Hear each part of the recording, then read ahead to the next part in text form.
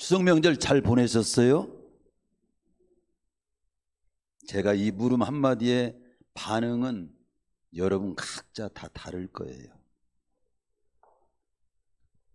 제가 톨스토이 우화를 하나 소개하면서 오늘 말씀을 열겠습니다.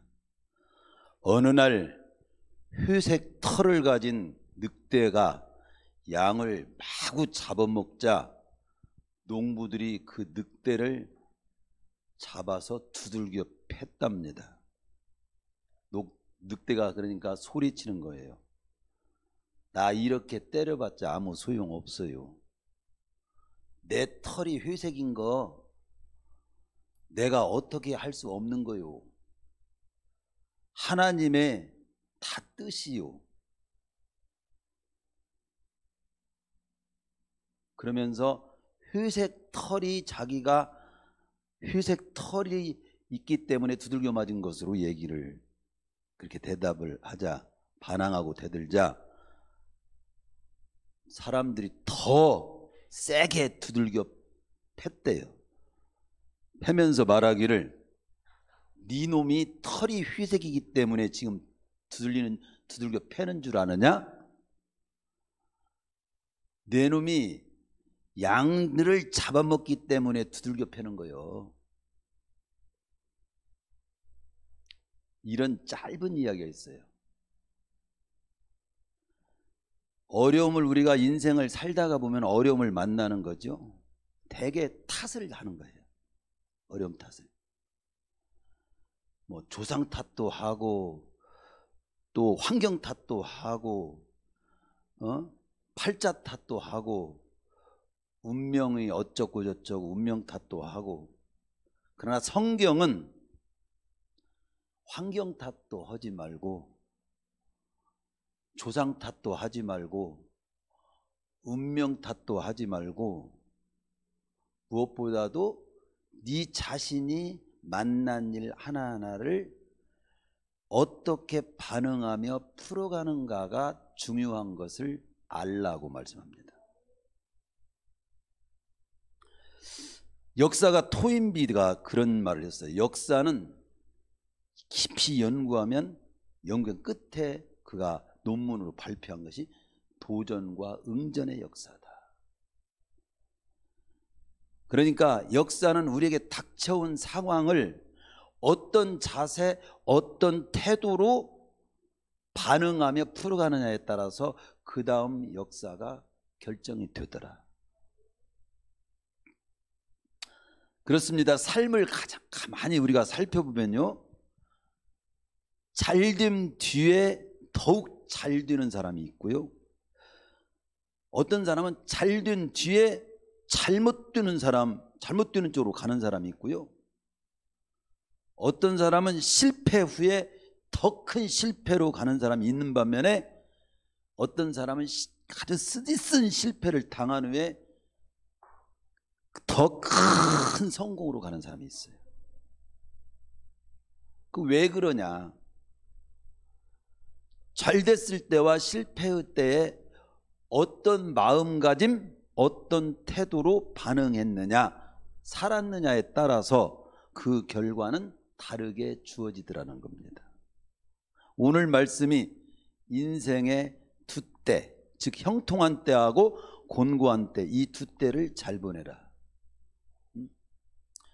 인생을 가만히 보면 우리가 알아듣는 말로 이 전도서 기자를 통해서 우리에게 깨우쳐 주는 겁니다. 이 형통한 때하고 공고한 때, 이 두 때가 얽혀서 진행되는 게 인생이라는 걸 빨리 파악해라. 그래서 특별히 인생의 두 때, 형통한 때와 공고한 때, 이 두 때를 잘 보내라. 어쩌면 이 두 때를 잘 보내는 사람은 나머지 어떤 때도 다 잘 보낼 수 있다고 본다는 의미로서 이 두 때를 대표로 말한 거예요. 어떤 때, 어떤 이 때가 나에게 닥쳐올지는 아무도 모르게 했다는 거예요. 형통한 때가만 계속 된다라고 장담할 수 없고, 곤고한 때만 계속 연속된다고 말할 수 없다는 거죠. 두 가지가 얽혀서 진행되는 게 인생인데, 전도서 3장의 바로 앞장에도 이렇게 조금 보면은요, 3장에 천하만사가 다 때가 있다고 하면서 날 때가 있어. 굉장히 좋다고 볼 수 있죠. 근데 죽을 때가 또 있어. 심을 때가 있어. 심은 건 또 뽑을 때가 있어. 죽일 때가 있어. 치료될 때가 있어. 헐 때가 있어. 다시 세울 때가 있어. 울 때가 있어. 웃을 때가 있어. 슬퍼할 때가 있어. 춤출 때가 다 엉키죠. 다 엉켜서 이렇게 쭉 돈을 던져버릴 때가 있어. 다시 돈을 거둘 때가 있어. 찾을 때가 있어. 잃을 때가 있고, 이런 내용이 있죠. 사랑할 때가 있고 미워할 때가 있고, 이게 엉켜서. 우리 신자들도요, 네 종류의 신자로 한번 생각해, 가정에 생각해보면, 해보면서 우리 자신을 한번 점검해 봅시다. 형통할 때도 공고할 때도 변함없이 믿음을 잘 지키며 사는 그런 신자가 있습니다. 그 다음 두 번째는 어떤 종류냐면, 형통할 때는 믿음을 잘 지키지만 공고할 때는 그냥 확 무너지는 사람이 있어. 잘 못 지키는 사람이 있어. 역으로 또 공고할 때는 예배도 막 더 철저히 지키고 정신 차려서 기도도 열심히 하고 더 그런 사람이 조금 잘 되고 편해지니까 예배도 안 드리고 안이해지고 기도도 안 하면서 사는 사람이 있어. 제일 안 좋은 건 어느 때나 형통한 때도 공고한 때도 믿음으로 잘 살지 못하는 자가 있어.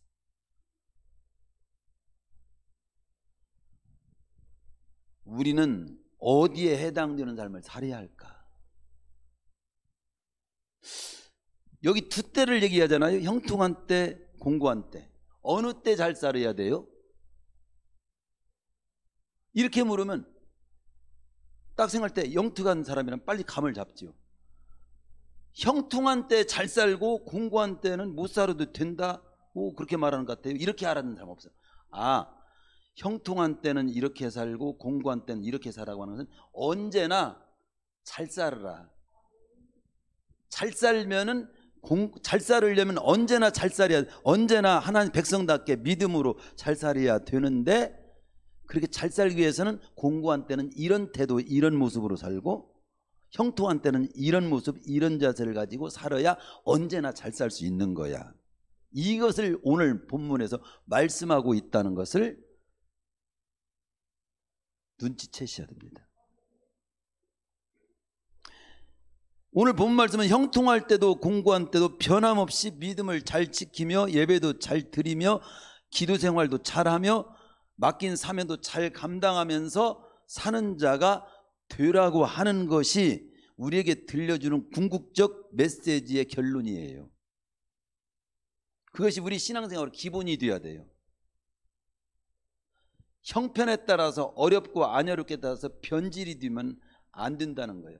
그런 상황은 두 가지가 다 엉켜서 막 흘러가는데 그 가운데 중심 잘 잡고, 어저께도 이제 보름날이라고 해서 뭐 씨름도 하고 뭐 또 그 다음에 대보름날 추석 때 그 다음에 이제 그 판소리 그걸 하면서 줄타기도 하고, 그러면 줄타기가 인생의 줄타기와 같다. 중심 잘 잡고 가야 된다.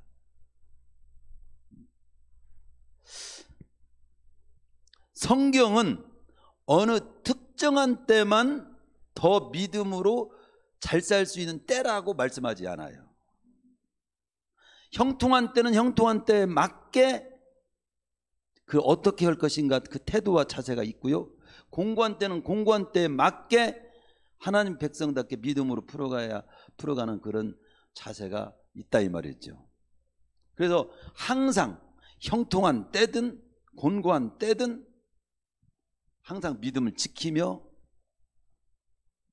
내게 맡긴 사명도 잘 감당하며 하나님의 백성답게 잘 살아가는 것이 우리를 향한 하나님의 뜻인 걸 알아야 돼요. 그러니까 데살로니가전서 5장 16절에서 18절에 보면 우리가 잘 아는 말이죠. 항상 기뻐하라. 항상 기뻐. 쉬지 말고 기도하라. 범사에 감사하라. 그건 다 항상 잘 살아라는 뜻이잖아. 이것이 그리스도 예수 안에서 너희를 향하신 하나님의 뜻이다. 힘들다고 믿음 팽개치고 좋다고 또 이때는 또 믿음으로 잘 살고 그런 것이 아니잖아요. 꼭 그런 것도 아니잖아요. 그러면 이 두 때를 어떻게 보내면서 믿음도 지키고 예배도 잘 드리면서 주님께서 맡긴 사명도 잘 감당하며 살다가 이 땅을 마쳤을 때 영원의 때 후회하지 않는 내 모습이 될 수 있을까? 첫 번째, 먼저 곤고한 날에는 어떻게 반응하고 어떤 태도를 지니면서 믿음을 지켜내고 살으라고 합니까? 여기 본문을 제가 우리가 두 가지 말씀을 드렸어요. 전도서에 있는 말씀하고 야고보서 말씀을, 똑같은 말씀인데 구약에 더 완성된 표현이 신약입니다. 그러니까 전도서 말씀보다도 야고보서 말씀이 더 온전한 표현이라고 볼 수 있어요. 율법을 완성시킨 것처럼 우리 주님이 구약의 말씀을 신약으로 완성을 시키는 거죠. 전도서에서는 형통한 날에는 기뻐하고 곤고한 날에는 뒤돌아보아라. 형통한 날을 먼저 말씀하죠. 기뻐하라고 나오죠. 기뻐하라 그렇게 말. 곤고한 날은 뒤돌아보아라, 생각하라 이렇게 나옵니다. 야고보서에서는 고난을 먼저 얘기합니다. 너희 중에 고난당하는 자가 있느냐? 그는 뒤돌아보아라, 생각하라 하지 않고 기도하라는 말로 표현해요. 기도하라고 하는 말이 더 온전한 표현이고 포괄적인 표현입니다. 완성된 표현입니다. 또 형통한 날을 즐거운 날에 네가 즐거워할 일이 어떤 상황을 만났느냐, 즐거워할 일이 있느냐, 즐거워하는 자가 있는 그는 그냥 기뻐하라, 단순히 기뻐하라 하지 않고 찬송하라고 나와요. 단순히 기뻐하는 수준은 세상 사람도 다 해요. 찬송하라, 찬송. 그 의미를 좀 설명을 드릴게요. 그래서 야고보에서는 고난의 때를 먼저 다루는 면을 보면서 신약의 완성점을 제가 우선순위로 그 말씀을 온전한 말씀으로 보면서 그 고난의 때를 먼저 다루겠습니다. 전도서에서는 이 고난의 때에 대해서는 뭐라고 하냐면 뒤돌아보아라 그렇게 말합니다.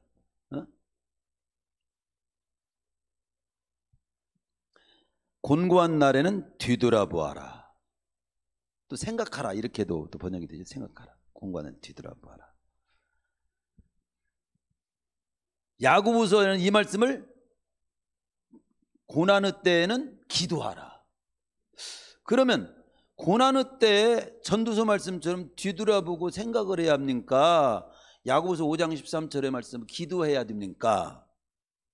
그 차이를 조금 우리가 같이 다시 생각해 봅니다. 단순히 생각하는 것과 기도하는 것 차이점이 뭐냐? 곤고하면 사람이 생각이 깊어지기는 해요.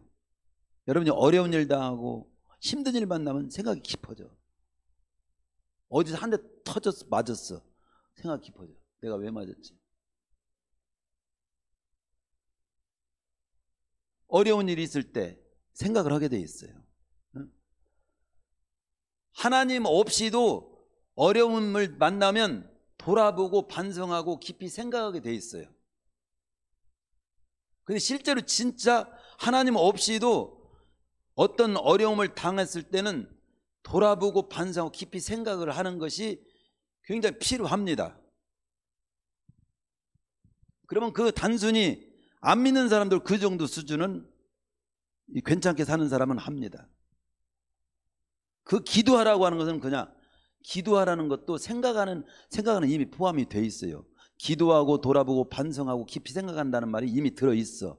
단지 한 가지가 뭐냐, 기도는 뭐냐면 혼자 생각하는 것이 아니라 하나님 앞에서 생각하는 것, 하나님 앞에서 반성하는 것, 하나님 앞에서 이 지금 그 고난의 상황을 돌아보는 것, 그게 이제 단순히 생각하고 반성하고 돌아보는 것하고 차이가 커요.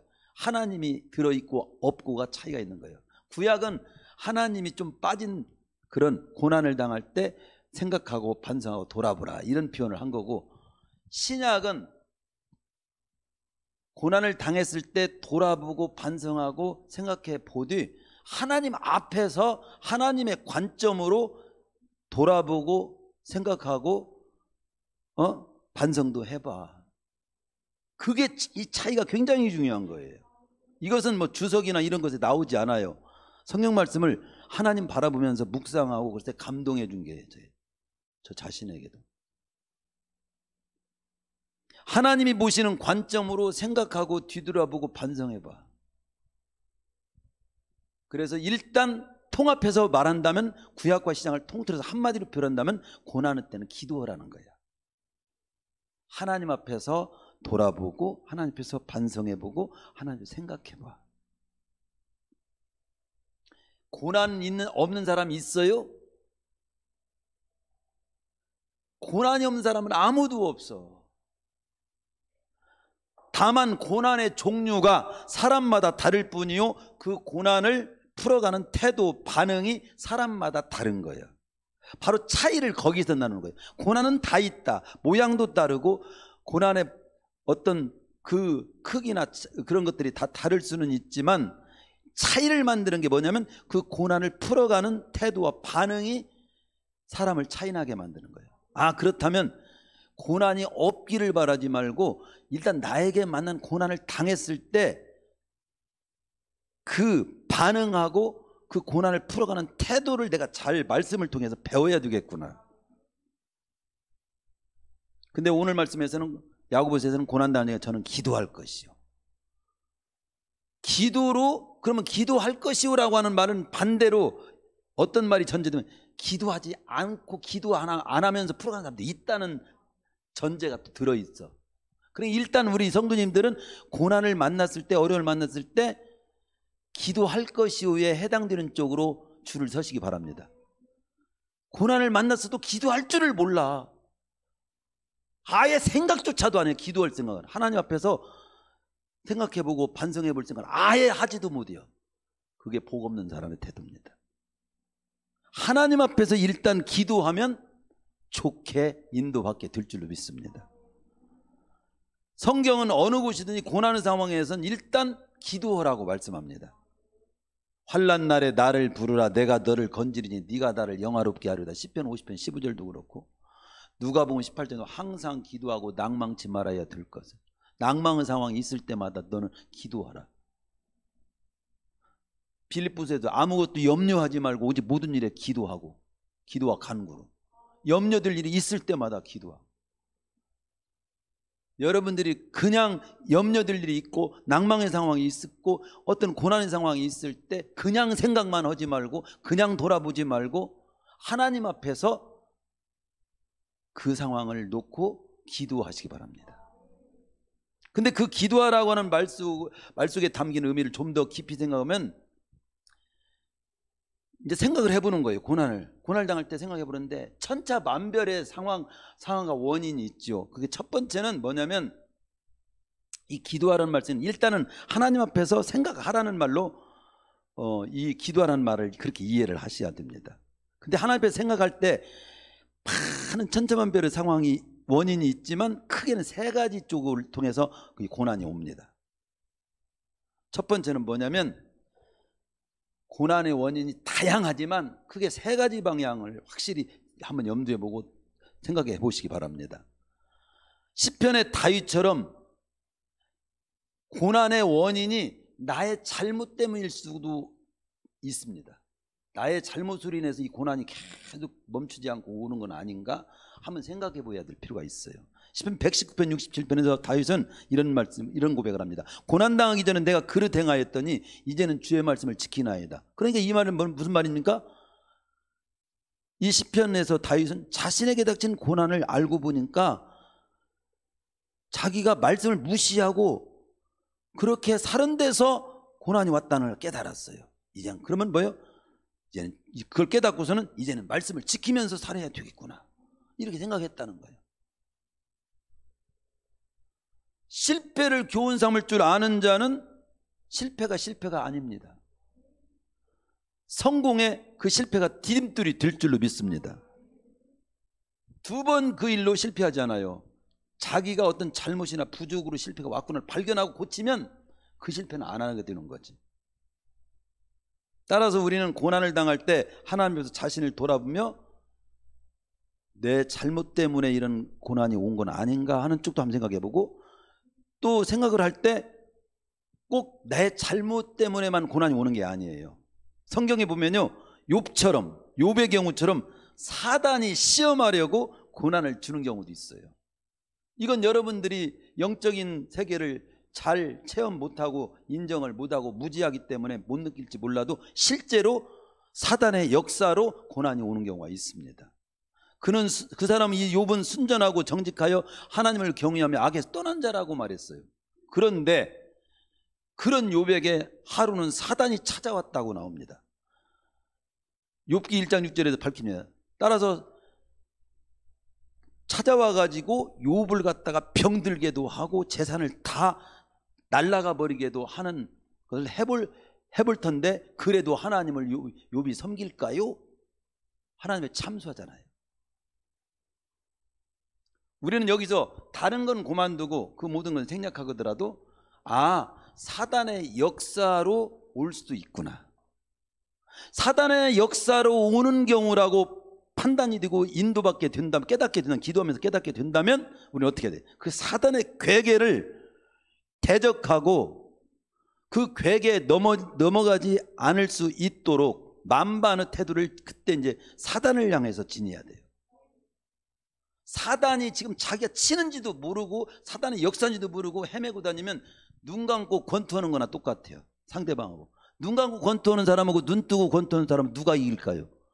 눈 뜬 사람은 탁 때리고 도망가고, 눈 감은 사람은 막 아무리 해도 허공을 칠 거 아니야. 지게 돼 있어. 이게 사단의 역사라고 뭐라고 할까요? 깨닫게 되면 사단을 대적하는 쪽으로 나가야 되거든요. 근데 그걸 모르는 자는 계속 사단한테 얻어 터지는 거지. 따라 우리가 믿음도 못 지키고 예배도 못 드리고 사명을 못 감당하게 된 상황이 왔을 때, 이거 사단의 교묘한 역사에 내가 휘둘리는 건 아니야? 이렇게 보면서 한번 파악을 해볼 줄 알아야 된다 이 말이야. 그런데 그 부분을 여러분들이 잘 파악을 안 하는 습관이 있어. 하나의 백성인데도. 또 고난은 또 꼭 사단의 역사로도 오는 경우도 있다. 그러니까 그런 쪽도 생각해 보라는 거지. 하나님 기도하면서. 또 고난이 왔을 때는 또 어느 경우가 있냐면, 내 잘못도 아니고 사단의 역사도 아닌 순수하게 믿음 생활하다가 복음 전하다가 하나님을 위해 헌신하다가 그냥 당하는 고난도 있어. 바울처럼 주님 뜻대로 사는 것 때문에 믿음으로 살다가 당하는 고난도 있어. 고린도후서 1장 8절에 9절에 형제들아, 우리가 아시아에서 당하는 환난을 너희가 알지 못하기를 원치 아니하노니 힘에 지나도록 심한 고생을 받아 살 소망까지 끊어지고 우리 마음에 사형선고, 죽는 단계까지도 복음 전하다가 그런 상황도 만났어. 그런 고백을 하거든요. 고린도후서 11장 23절 27절에 보면 사도 바울이 복음을 전하다가 당했던 그 고난에 대해서 쭉 기록합니다.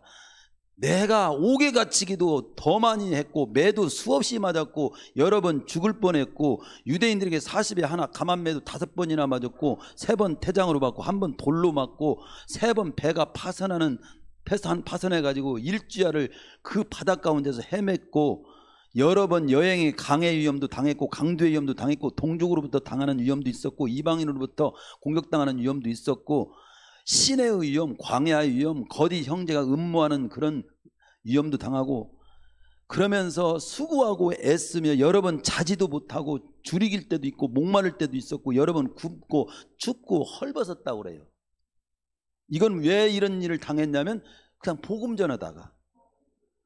근데 성경은 네가 복음 전하다가 주님의 뜻을 받들고 나가다가 만약에 당하는 어려움이라고 확신되면 그 고난을 갖다가 원망하지 말고, 내가 예수 믿다가 왜 이런 일을 당해 이런 식으로 풀어가지 말고, 그 고난을 기꺼이 감수하고 사명을 다하는 마음으로 풀어가고, 하나님께 오히려 영광을 돌리도록 인내하면서 힘주시기를 기도하며 풀어가라고 말씀합니다. 베드로전서 5장 16절에 보면 만일 그리스도인으로서 고난을 받으면 부끄러워하지 말고 도리어 그 이름으로 하나님께 영광을 돌리면서 오히려 인내하면서 할 일은 제대로 끝까지 잘하면서 통과를 하라는 거예요.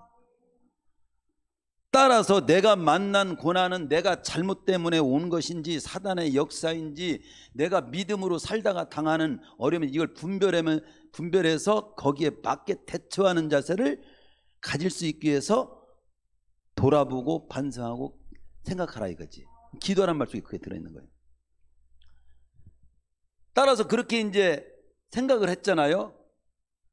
그게 두 번째는 고난 때에는 이 기도하라는 그 말 속에는, 고난 때 기도하라는 말 속에는 그렇게 생각을 해서 파악을 하고 그 다음에 두 번째 단계가 뭐냐면 그 속에서 어떻게 내가 풀어야 할 것인지 하나님의 선하신 뜻이 어디에 있는지를 찾으라는 거예요. 왜 우리가 생각하는 걸까요? 그 다음에는 잘 살기 위해서 생각하는 거잖아. 고난의 원인을 찾고 그 원인을 하나님 앞에서 가장 아름답고 복되게 해결하고 극복하려고 생각하는 거 아닙니까? 그렇다면 가장 아름답고 복된 해결의 길은 어떤 길일까? 하나님의 선하신 뜻이 그 고난마다 다 있을 텐데 내가 잘못된 것을 향한 하나님의 선하신 뜻은 뭘까요? 잘못된 고치는 것이고, 마귀에게 휘둘리는 쪽에 고난을 당하면 하나님의 선하신 뜻은 뭘까요? 마귀를 대적하고 안 넘어가는 쪽으로 풀어가야 되고, 하나님이 내게 맡긴 사명 감당과 믿음 지키다가 당하는 고난은 하나님은 어떤 선하신 뜻이 있을까요? 끝까지 승리하고 인내하고 승리하기를 원할 거란 말이죠. 그러니까 어떤 고난 속에서도 원망하지 말고 기도하면서 하나님의 선하신 뜻을 찾아야 되고요, 고난 속에서도 어떤 고난 속에서도 삶을 포기하지 말고 하나님의 선하신 뜻을 찾아야 된다는 이 두 번째 단계를 잊지 마세요. 낙심하지 말고 하나님의 선하신 뜻을 찾으세요. 삶을 포기하지 말고 하나님의 선하신 뜻을 찾으세요. 원망 막 불평하면서 하나님 하지 말고 하나님의 선하신 뜻을 찾는 것이 중요한 거예요. 날 때부터 요한복음 9장 1절에 보면, 1절 이하에 보면 날 때부터 맹인된 사람이 누구의 죄 때문입니까? 그 속에서도 나는 태어났을 때부터 내가 무슨 죄를 타고났는지, 나는 왜 앞을 못 보는 인생이 됐느냐고 신세타령하고 원망했더라면 그 사람은 얼마 못 가고 죽었을 거예요. 그런데 우리 주님이 이건 부모의 죄도 아니고 그 다음에 잘못도 아니고 사단의 역사도 아니고 하나님이 그를 통해서 받을 영광이 있기 때문이라고 하는 선하신 뜻을, 그 부분을 말씀해 줍니다. 그러니까 하나님의 선하신 뜻이 어떻게 나를 통해서 이루어진다는 말인가를 그는 붙잡고 나가는 쪽으로 방향을 틀게 됐겠죠.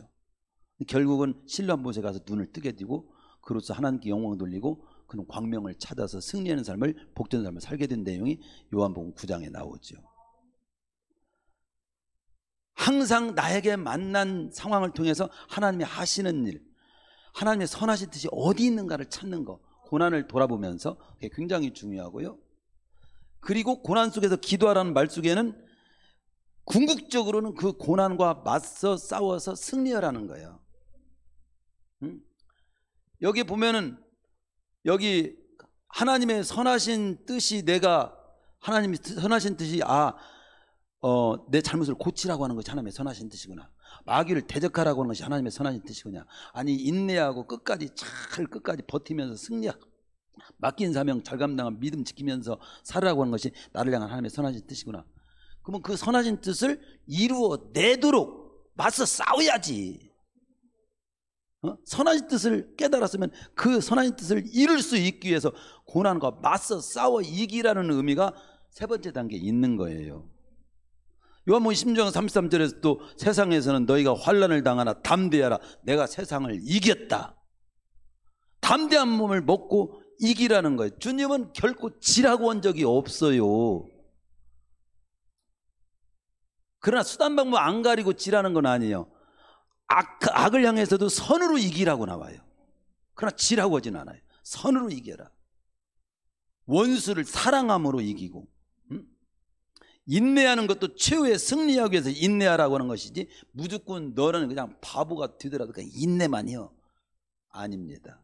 최후에는 이기기 위해서 인내하라고 한 것입니다. 고난 가운데 기도하는 이유도 고난을 이기기 위해서 기도하는 거예요. 이게 죄는 피해서 이기지만 고난은 맞서서 이기라는 그런 말이 있잖아요. 고난은 피하면 안 돼요. 그 고난을 잘 분별하고 이게 어떤 고난인지 생각하고, 그 다음에 그 고난에 담긴 하나님의 선한, 기대하신 하나님의 선한 뜻이 무엇인가를 그다음 파악하고 그 선한 뜻을 알았으면 그 선한 뜻을 이루기 위해서 나를 던지고 맞서 싸워야 되는 거예요. 토인비의 그 대작 역사 연구라고 하는 책을 다 쓰고 나서 논문 마지막에다가 이런 이야기를 기록한 거 여러 번 여러분에게 나눈 적이 있죠. 그 토인비가 자기 할아버지 얘기를 했어요. 역사에 대한 연구를 다 마치고 논문을 마치고 역사 연구라고 하는 논문을 마치고 마지막에다가 후기에다가 그런 얘기를 써놨어요. 자기 할아버지는 다른 어부들보다 어부였는데 싱싱한 고기를 잡아서 돈 잘 벌었다는 거예요. 팔아가지고. 근데 어떻게 다른 사람은 싱싱한 고기를 못 만들고 할아버지는 어떻게 싱싱한 고기를 이렇게 유지해가지고 팔았는가를 보니까 생선을 잡아가지고 수송하는 탱크에서 결정나더라는 거예요. 그 탱크에다가 고기를 잡아다가 그냥 가면은 다 거기서 몸살 나가지고 거기서 참얼미 나가지고 고기들이 그냥 다 시들시들해지는 거지. 그런데 할아버지는 그 탱크 속에 고기를 넣을 때 그 고기들을 갖다 잡아먹고 공격하는 맥이나 자라를 함께 넣더라는 거예요. 그러면 고기들은 이 맥이나 자라에 잡혀 먹히지 않으려고 참얼미 날 시간이 없어. 정신을 바짝 차리고 이리 도망가고 저리 도망가고 이 어떻게 하면 살을까 막 하기 때문에 팔팔해. 모든 고기가 팔팔해 있는 거야. 조를 틈이 없어. 그러니까 다 도착할 때까지 생선들이 싱싱하게 살아있더라는 겁니다. 그러면서 하는 말이 토인비가 역사에도 이런 자극을 주는 매개와 같은 어려움을 주는 요소들이 있어서 역사가 발전하고 인류가 발전하더라. 개인도 마찬가지다. 개인도 자기에게 당하는 어려움이 있을 때 그 어려움을 인해서 더 깨어 기도하고 더 도전하고 막 이렇게 때 그 사람의 믿음도 깊어지고 용기 있는 사람도 되고 더 온전한 사람도 되고 더 멋진 인생이 되는 건데, 그 도전에 대해서 응전을 하지 못하고 그냥 포기하거나 항복해버려. 진주조개가 어떻게 해서 나와요? 진주가 어떻게 해서 나옵니까? 조개에다가 상처를 냅니다. 그러면 상처를 냈을 때 조개가 진액을 거기서 막 뿜어내는 거예요. 막 이기려고 그 상처를. 그런데 조개가 나는 못 이기겠다, 아프기만 하다, 나 더 못 살겠어, 포기하면 썩어버려. 그러면 진주는 안 나와. 그런데 그 상처를 이기려고 몸부림칠 때 진액을 내고 끝까지 포기치 않고 진액을 낼 나중에는 그 진액이 뭉쳐가지고 동그란 진주알이 되는 거야. 우리 인생도 진주알이 되는 인생을 살 거냐, 만드는 인생을 살 거냐, 썩어서 포기해서 내 인생 끝내버리는 실패 인생이 될 것이냐 하는 것은 나에게 만난 고난을 어떻게 반응하고 풀어가느냐에 결정되는 거예요. 때로는 나에게 주어진 고난들은 나의 삶을 싱싱하게 만드는, 나를 더 멋지게 만드는 요인이라고 생각하면서 맞서 싸워가시기를 축원합니다. 그게 두 번째 말씀을 드려야 되는데 조금 더 줄여서 말씀드릴게요. 말씀을 끝까지 일단 오늘 제가 잘 전하겠습니다. 두 번째는 형통한 날이니, 형통한 날도 어떻게 보내? 형통한 날은 여기서 이렇게 뭐라고 하냐, 전도서 7장 14절에서는 형통한 날은 기뻐하라. 누가 기뻐하지 않을 사람이 어디 있어요? 모든 게 형통가 잘 뛰는데 다 기뻐하지. 막 돈도 벌고 건강하고 막 진급도 하고 승진도 하고 기뻐하지. 그걸 모르냐면 어디 있습니까? 구약적인 의미에 형통한 날은 기뻐하라 그렇게 나옵니다. 그러나 더 온전한 표현은 신약이라고 했어요. 야고보서 5장 13절은 즐거워하는 자가 있느냐? 저는 찬송할지니라. 여기에 묘미가 있어. 안 믿는 사람하고 믿는 사람, 하나님을 아는 자와 하나님 모르는 자, 구약만 아는 자, 신약까지 온전히 아는 자의 묘미가 여기 있는 겁니다. 잘 됐을 때 단순히 기뻐하는 것이 아니라 구원받은 하나님의 백성은 잘 될 때도 그 잘됨을 잘 풀어가야 되는데 단순히 기뻐하지 말고 찬송으로 하면서 풀어가라는 거예요. 찬송이 뭡니까? 잘 되면 막 내가 돈을 벌어서 그러면 찬송해야지. 무슨 찬송이 막 허라는 말인가? 아니에요. 찬송도 할 수 있지요. 즉 찬송이라는 말은 뭐냐면 너희들이 잘 됐을 때, 형통할 때 찬송하라. 기뻐하되 찬송으로 기쁨을 표현하라. 찬송하면서 풀어가라. 이 말은 뭡니까? 하나님을 높이며 하나님께 영광을 돌리는 행위로 풀어가라는 겁니다. 즐거워하되 하나님께 영광을 돌리며 감사하며 기뻐하고 즐거워라는 겁니다. 우리는 어려울 때 사람이 잘못됩니까? 잘 될 때 사람이 잘못됩니까? 그건 답이 없어요. 어려울 때 잘못되는 사람도 있지만 잘 될 때 더 잘못되는 사람도 꽤 많아요. 잘 될 때. 어려울 때는 어떤 때, 어려울 때 잘못되는 쪽은 그겁니다. 비굴하기 쉽고요, 막 살기 쉽고요, 원망하기 쉽고요, 불평하기 쉽고요, 사명도 책임도 의무도 다 뒤로 제쳐버리기가 쉽습니다. 이렇게 풀어가면 그건 어려울 때 잘못 사는 거예요. 잘 될 때 잘못될 수 있는 경우는 어떤 경우입니까? 잘 될 때는 뭐가 잘못돼요? 잘 됐는데요. 잘 될 때는요, 교만하기가 쉬워요. 잘 될 때. 그게 잘못되는 거예요. 하나님을 오히려 잘 되니까 하나님도 잊어버려. 하나님 없이도 나 잘 먹고 잘 살아. 내 능력으로 난 이렇게 됐어 하면서 교만을 떨기 쉽고, 또 이제 돈이 있으니까 두 다리 뻗고 살 수 있냐면서 안이할 수가 있어. 나태할 수가 있어. 그래서 그런 짧은 말에 그런 말 있잖아요. 건초는 겨울에 썩는 것이 아니라 여름에 썩기 쉽다고. 어려울 때 못지않게 잘 될 때, 즐거울 때, 평안하다고 할 때를 잘 보내야 돼요. 고린도서 10장 12절에서도 그런즉 선줄로 생각하는 자는 넘어질까 조심하라. 신명기 8장 11절에서 20절에서 그렇게 말씀합니다. 네가 먹어서 배불리고 아름다운 집을 짓고 거하게 되며 또 네 우양이 번성하며 네 은금이 증식되며 네 소유가 다 풍부하게 될 때 오히려 두려워하라. 네 마음이 교만하여 내 하나님 여호와를 잊어버릴까 두려워라. 지난 날을 잊지 말고 하나님을 기억하라는 겁니다. 고린도서 10장 31절에서는 너희들은 먹든지 마시든지 하나님의 영광을 위해서 하라. 많은 사람들이 잘된 후에 그 다음 마주에 엄청난 실패로 가는 이유는 올챙이적을 생각 못하고 교만에 빠지거나 저 잘난 줄로만 알고 그렇게 풀어가기 때문에 그런 것이고, 아니하거나 그 유혹에 약하기 때문에 잘못되는 거예요. 그러니까 잘 될 때, 형통할 때, 평안할 때를 조심해야 돼요. 언젠가 항상 내가 이 말씀 나눌 때마다 박영문 장로님, 돌아가신 박영문 장로님의 간증이 생각나는데, 실화예요. 그분이 잘 아는 어느 분인데 신앙생활 잘하던 분이, 그분의 관증대로 본다면 30년 전이니까 지금으로부터는 막 한 50년 전, 40년 전 일이겠죠. 어느 분이 조상에 물려받은 땅을 보상을 받았는데 그 당시 34억을 보상받았어. 그런데 어쩌다가 그냥 완전히 그 34억 받은 다음에 이제 내 세상이라 생각하고 3개월 만에 다 탕진했어. 아니 그 어떻게 탕진했나 몰라. 그리고 나서는 이제는 그 탕진하고 나서는 완전히 자기가 생각지 못하는 엄청난 우울과 낙심과 막 몰려온 거야. 그래가지고 농약 먹고 끝냈어. 잘 됐을 때 잘 못 풀어간 모습이지.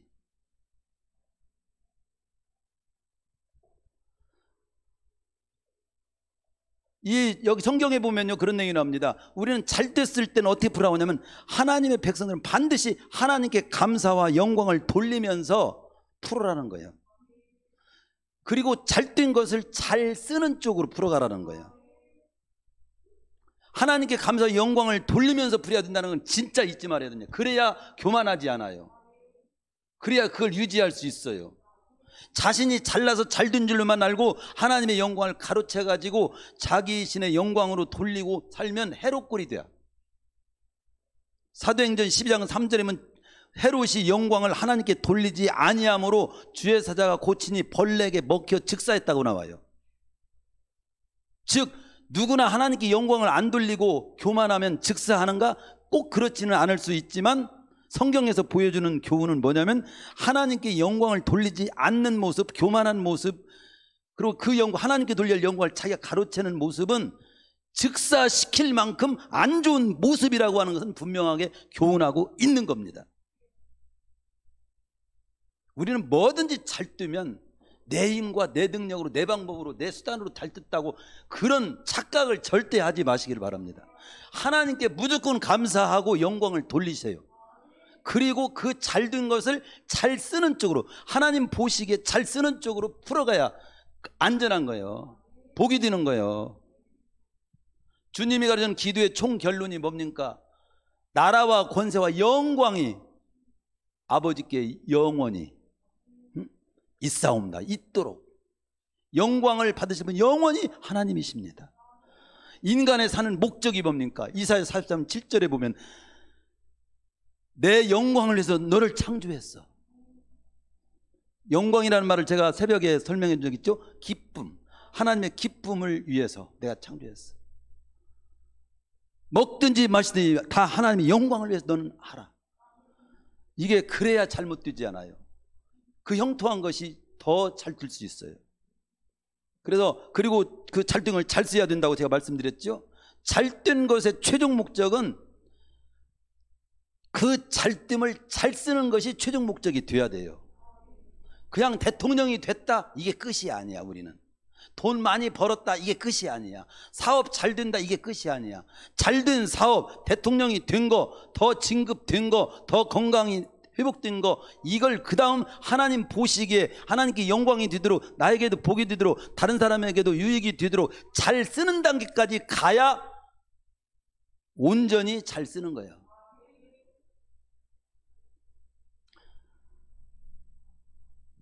몸도 먹기만 하고 배출하지 않는다면 그 사람은 독으로 죽습니다.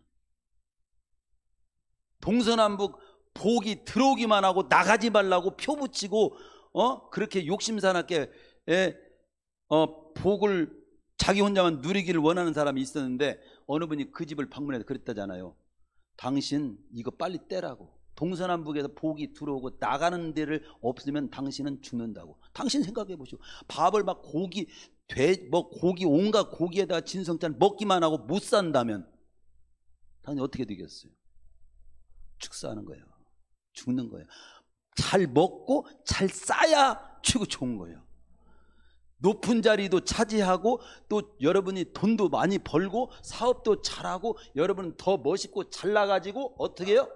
하나님이 기뻐하시는 모습으로 그 모든 걸 사용하면서 살아야 그게 잘 사는 거지.